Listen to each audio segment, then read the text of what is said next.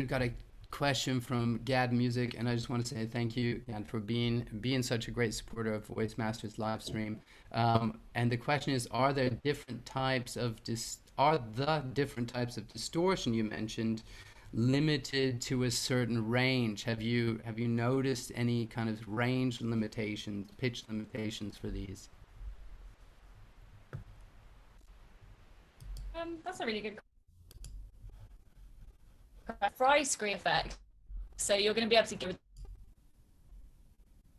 the fry screen. Then it's difficult to say, really. I wouldn't say that ariepiglottic, any of the supraglottic distortions. I would say they're probably about in the same range, from my experience.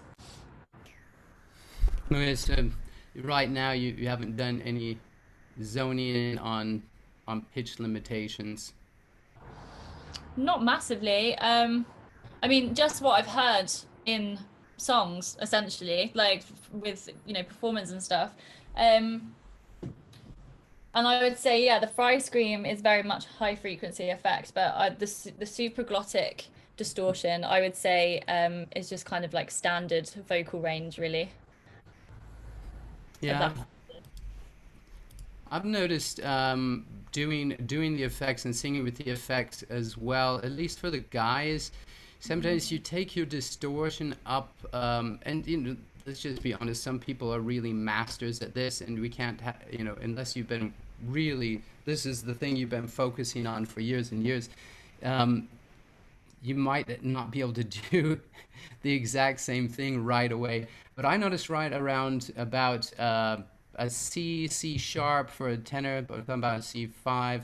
Right after there, the distortion, if we're keeping it high volume level, it just tends to automatically trigger the arytenoid cartilages to going in there a little bit more, unless you continue to lighten the sound.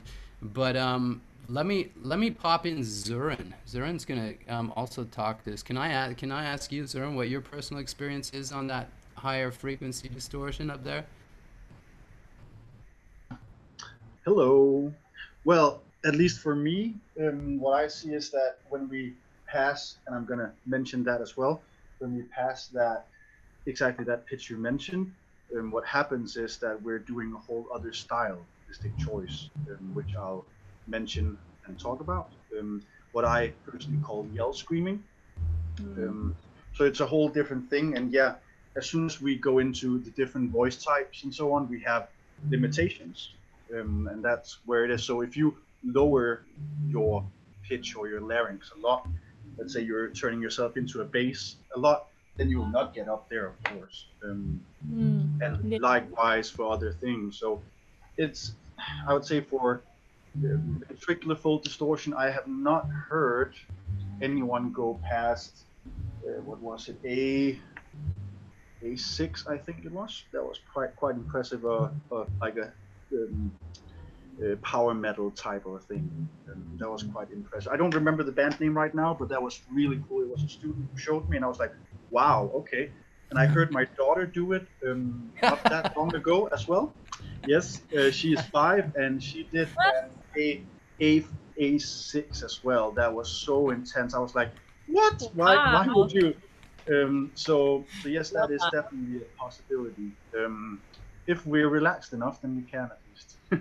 But yeah, fly scream is a fun one because either you hear whistle, as you mentioned, all the way up, high. But the funny thing is, I added fry into a very low setup, where I looked at a frequency analyzer and saw myself drop 2 pitches more just by adding fry, because it's mechanism 0, right? So I just had to test that as well at a point to see what it would do. But yeah, it's a fun one for Cool.